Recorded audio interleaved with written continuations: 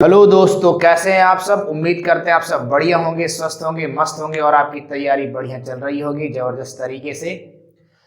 तो कई बार कमेंट्स आए प्रोबेबिलिटी से रिलेटेड और कुछ बच्चों ने 11th-12th की प्रोबेबिलिटी की बात की थी। तो बेटा 11th-12th और टीजीटी पीजीटी जो है ना, वही चीज़ है। टीजीटी पीजीटी में 11th-12th की ही प्रोबेबिलिटी आती है, तो ये आपके काम की चीज है और टीजीटी पीजीटी के लिए तो काम की चीज है ही। ठीक है, तो पहले हम देखेंगे पहले पार्ट में कंडीशनल प्रोबेबिलिटी क्या होती है। Conditional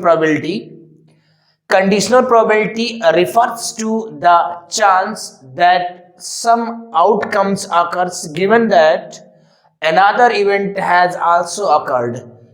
It is often stated as the probability of B given A and is written as probability B upon A. It is often stated that as the probability of B given A and it is written as probability of B upon A. यानी कि B जो होगा वो event होगा और A होगा वो अकर है। Okay, where the probability of B depends on that of A। जो probability B की है वो A पे डिपेंड करती है ऑफ A हैपनिंग। ठीक,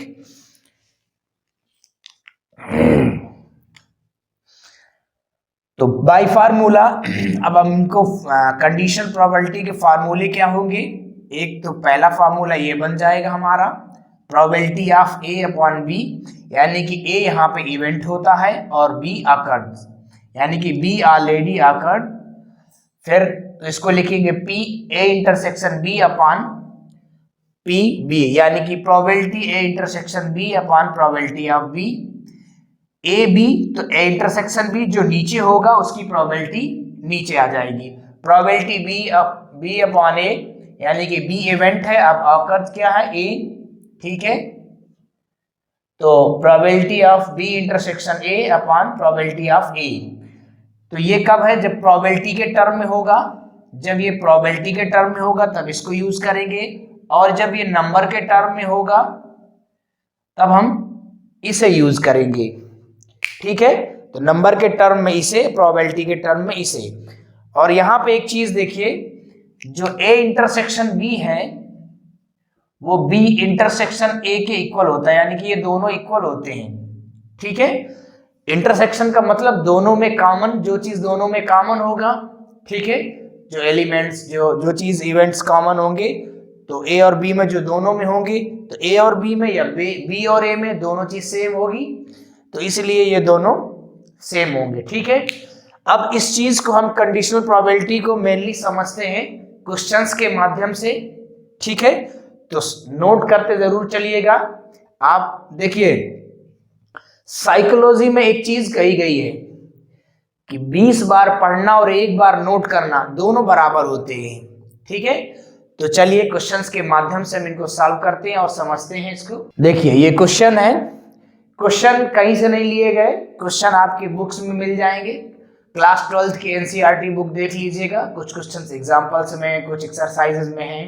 ठीक है, तो क्लास की 12th की एनसीईआरटी बुक देखिए, एग्जांपल में है, और वही क्वेश्चन आपके टीजीटी पीजीटी में आते हैं। तो देखिए यहाँ पे given that E and F are two events such that P equal to 0.12, P F equal to 0.6 and P E intersection F equal to 0.4, find the P E upon F and P E upon E, यानी कि probability find करना हमें। तो हमने अभी फार्मूले लिखे थे, ए और बी में थे, तो क्या फर्क पड़ता है, ए और बी हो या ई और एफ है, हमें उससे क्या मतलब है।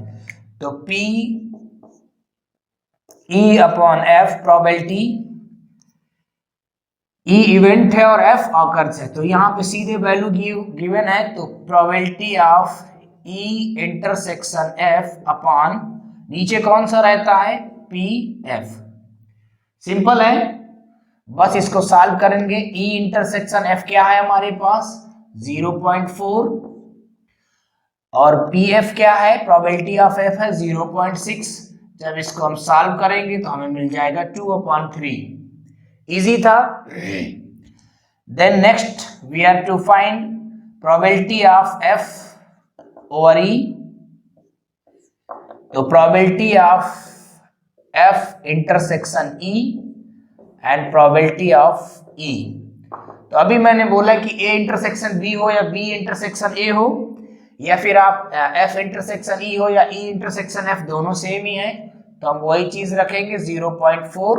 और प्रोबेबिलिटी ऑफ ई है हमारे पास 0.12। इसको सॉल्व करेंगे तो 4 3 12, 1/3। इजी था, इजी था, सब कुछ गिवन है तो इजी तो होगा ही। अब और क्वेश्चन देखते हैं।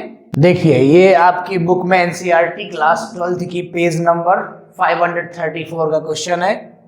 A family has 2 children. What is the probability that both the children are boys given that at least one of them is a boy? देखो हम इसको कंडीशनल प्रोबेबिलिटी क्यों बोलते हैं? देखिए यहाँ पे कंडीशन देके आता है, सारे क्वेश्चंस में कंडीशन देके आता है। ठीक, boys given that at least one of them is boys, ये कंडीशन दी है कि कम से कम एक बॉय होना चाहिए। ठीक है, तो हमने यहाँ पे कुछ चीजें लेट की हैं। बी स्टैंड करते हैं बॉयज के लिए और जी गर्ल्स के लिए। ठीक है, तो सिंपल स्पेस बन जाएगा, यानी कि एस जो बनेगा वो हमारा क्या बनेगा, अभी यहाँ बोला ना कि एट लीस्ट वन गर्ल, फिर बोथ गर्ल्स आर चिल्ड्रेन, तो कितने इवेंट बन सकते हैं ये पहले चेक करें। ये तो गर्ल्स गर्ल्स या फिर होंगी, या तो बॉयज बॉयज होंगे, या एक गर्ल्स बॉय या बॉय गर्ल्स, इसके अलावा और कोई नहीं बन सकता। सैंपल स्पेस, इसके अलावा और कुछ नहीं बन सकता। अगर बोथ आर बॉयज, ई हम ले लेते हैं कि बोथ आर बॉयज, एफ ले लेते हैं eight least one boy, at least one boy, या इसको लिख सकते हैं eight least one of the boy. Clear?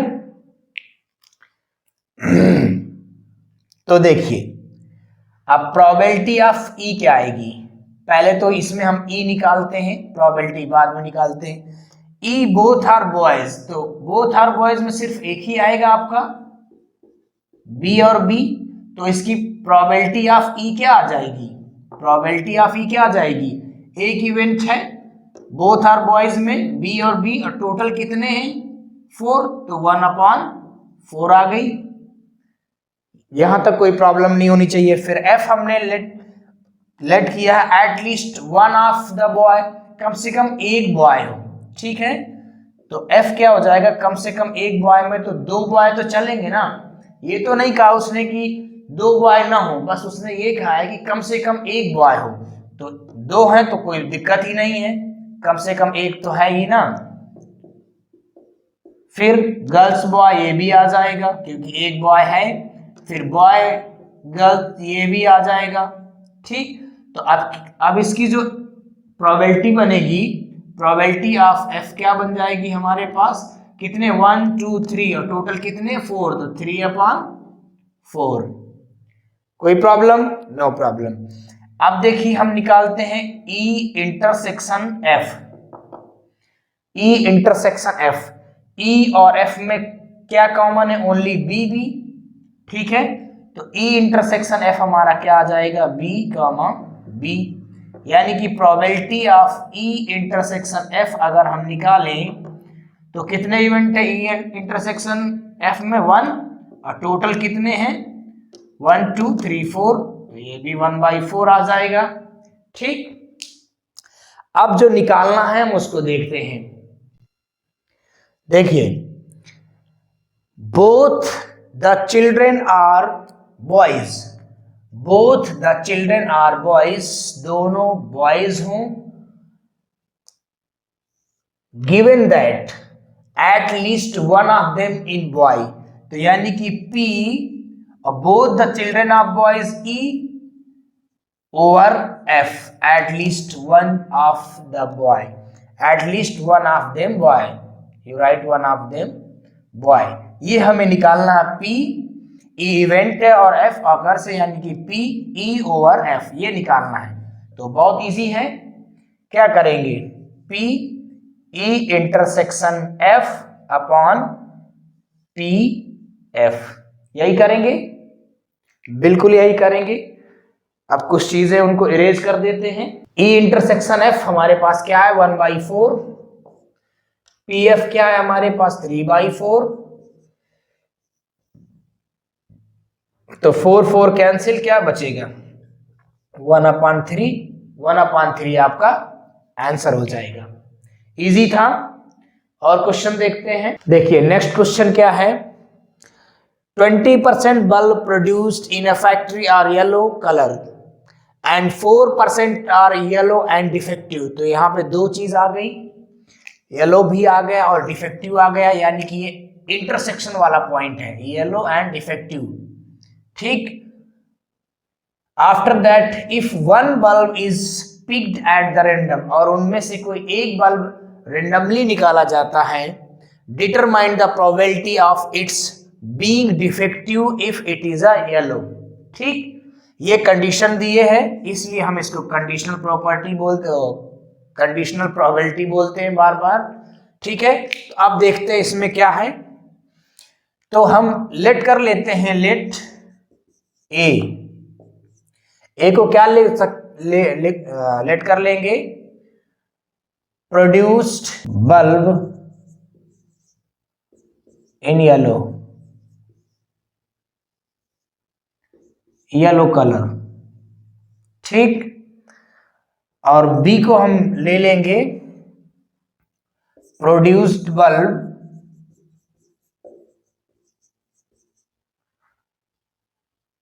Defective,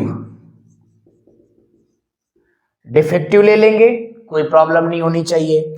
अब देखिए प्रोबेबिलिटी ऑफ ए क्या हो जाएगा, प्रोबेबिलिटी ऑफ ए क्या होगी, 20% bulb produced in a factory are yellow, तो पी ए क्या हो जाएगा 20, यानी कि 20% को हम क्या लिख सकते हैं 20/100, यानी कि 1/5।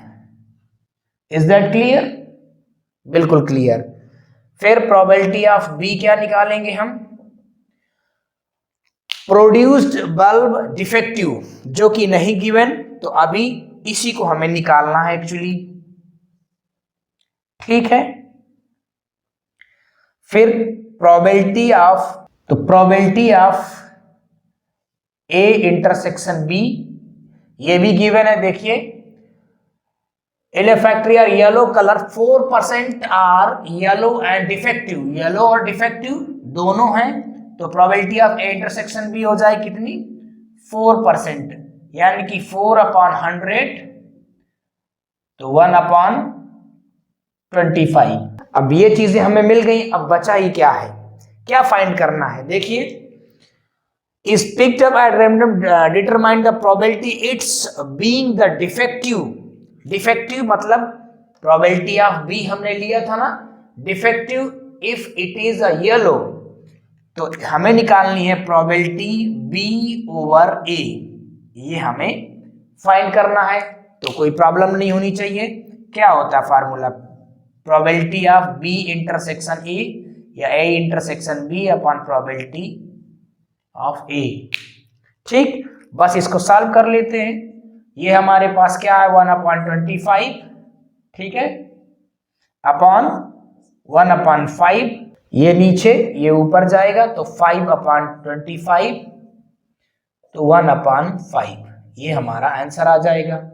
इजी था, बहुत इजी था। एक क्वेश्चन और देखते हैं हम इसमें। देखिए ये क्वेश्चन है, ये भी क्लास 12th एनसीईआरटी बुक का क्वेश्चन है और बहुत इजी क्वेश्चन है। 10 cards numbered 1 to 10 are placed in a box mixed up thoroughly and then one card is drawn randomly. If it is known that the numbers on the drawn card is more than 3, what is the probability that is an even number? पूछ रहा है, condition दिए हैं what is the probability that is an even number की। तो हम ए और B ले लेते हैं। ए हम ले लेंगे इवन नंबर, ठीक है, और बी ले लेंगे हम, बी को मान लेंगे, ये दिए है ना be more than 3, more than 3 ले लेंगे, मोर देन 3। यहां कोई प्रॉब्लम नहीं होनी चाहिए। तो देखिए अब एस में क्या आ जाएंगे, ये खुला बोल रहा है साफ साफ 1 to 10, सो 1 2 3 4 5 6 7 8 9 10 ये आ गए। अब देखिए ए में इवन नंबर लेने हैं, तो ए क्या हो जाएगा हमारा 2 4 6 8 और 10 इवन नंबर हो गए।